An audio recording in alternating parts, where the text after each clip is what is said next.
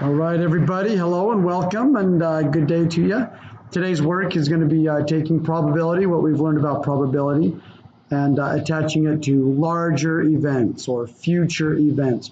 We're taking the probability understanding and being able to make predictions about larger situations. So we'll go through a couple ways to do this, and hopefully this makes sense. You can solve what's going to be happening in the future using the probability understanding. For example, we know that the probability of rolling a 1 on a dice, we've talked about dice before, is 1/6. Well, what about if we roll the dice? How many times should we say? 636 times. How many times are we going to get a 1? Well, 636 times. One of the ways to solve this is with a proportion. And the proportion way of solving this, we take the probability fraction and with a proportion we set it equal to the prediction fraction. You can say the larger event, but what it is you're trying to predict. So the prediction fraction. So we just take our information and we create this proportion. The probability fraction is 1/6. And we set it equal to, let's see, if we roll the dice 636 times, how many 1s are there? Well, let's see. So we want to know, we don't know how many 1s there are, so that's the unknown. I'll use W for what number in 636 times. So then we have a proportion. We've been solving those since what? Since September, October. You can cross multiply so that 6Ws equals 1 times 636. And then when you divide both sides by 6, the calculator will give you the answer. 636 divided by 6. So we'd expect to get a 1 106 times. Or if it was a probability to get a 5, it's the same probability. It'd be 106 times. That's the proportion way to solve it. There's another way to solve it, and that's by multiplying the fraction. We take the probability, fraction or percent or decimal, the probability fraction, and we times it by the number of actions. Number of actions, the number of possibilities, the number of times it occurs. So our probability fraction here, it's 1/6. And we multiply that by how many times we do it. It's 636. And when you multiply that out 1/6 times 36, you'll again get 106. So these are the two ways we can solve, either by a proportion or by multiplying. Let's say, let me do it up here. I'll do the proportion and I'll do multiplying. It's really the same way of solving it, but just writing it in a different way. Let's say a basketball player makes 85% of his free throws, or her free throws. How many free throws would be made if he shot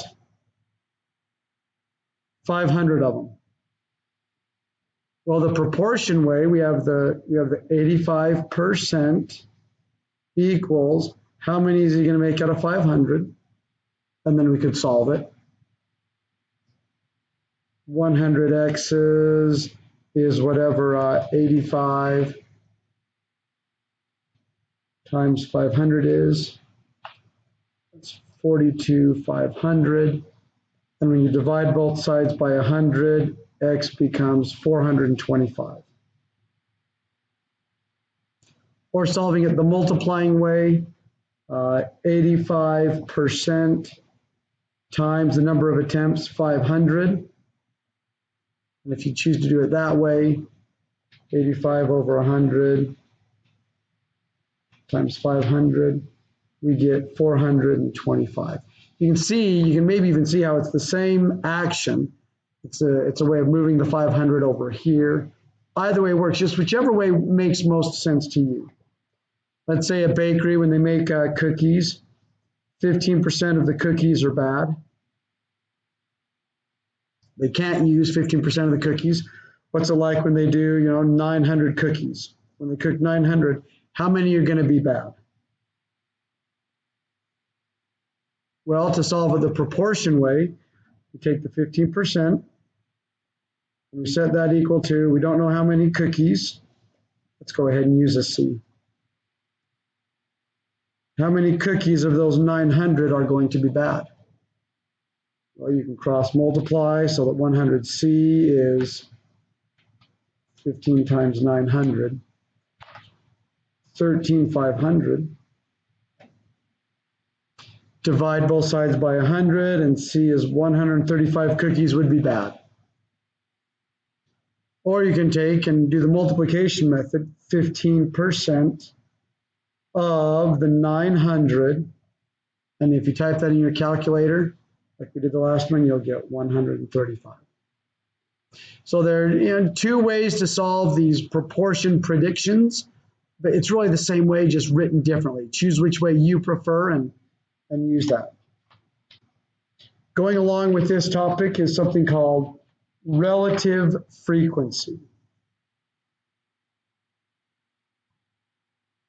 Relative frequency. I'll explain it one way, and if you'd like, you can do research and see if another way makes more sense. But relative frequency is simply how much do each items that are discussed occur out of all of the options. So for example, what if I said there's 5 students, student Sam, Mike, Jenny, Fred, and Joe. They have a certain number of social media friends. Sam has 53, Mike has 107, Jenny has 68, Fred has 32, and Joe has 518. The question is, what's the relative frequency of each of them? The way you do that is you take the 53, how many they have. Let's get rid of my little marks there. And you divide it by how many there are altogether. So the relative frequency basically says, how many divided by the total amount is one way to say it. So Sam has 53 divided by whatever the total amount is. Mike has 107 divided by whatever this total number is, added all together. And I'll do that in just a second. 68 divided by whatever this total amount is, 32 divided by the total amount, and 518 divided by the total amount. So I'm going to find the total amount here.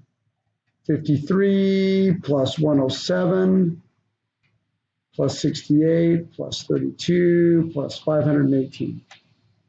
778. So you're going to divide each of these by 778.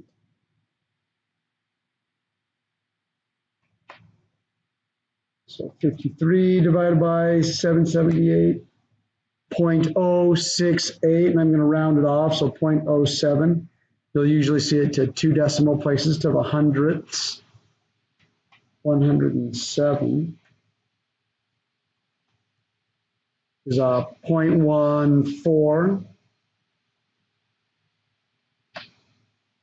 68 divided by gives us 0.09 when you round it off.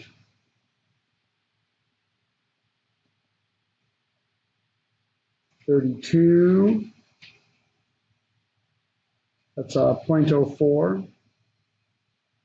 And this last one that I did just for fun, 518 divided by 778, that's 66.5, that goes up to 0.667. 0.67. So the relative frequency of friends, Joe has a lot more, 0.67 compared to all these. Well, we can see that because it's a bigger number. This is a way to talk about percents. They all add up to 1.00. about, because we're rounding, it's not going to be exact, but basically they all add up to 1. These are like percents. So Sam, of all of the social friends, Sam has 7% of them. Mike has double that, 14%. Jenny has somewhere in the middle of those two, 9%, and 4%, that's not very many. And then Joe has most all of them with 67%. Relative frequency is just comparing the one item amount with everything that's available. How many over the total amount? And those are the 3 areas of study today, taking these small numbers and being able to understand a bigger picture from them. Thanks so much for watching. Hopefully, I hope it made sense. Bye-bye.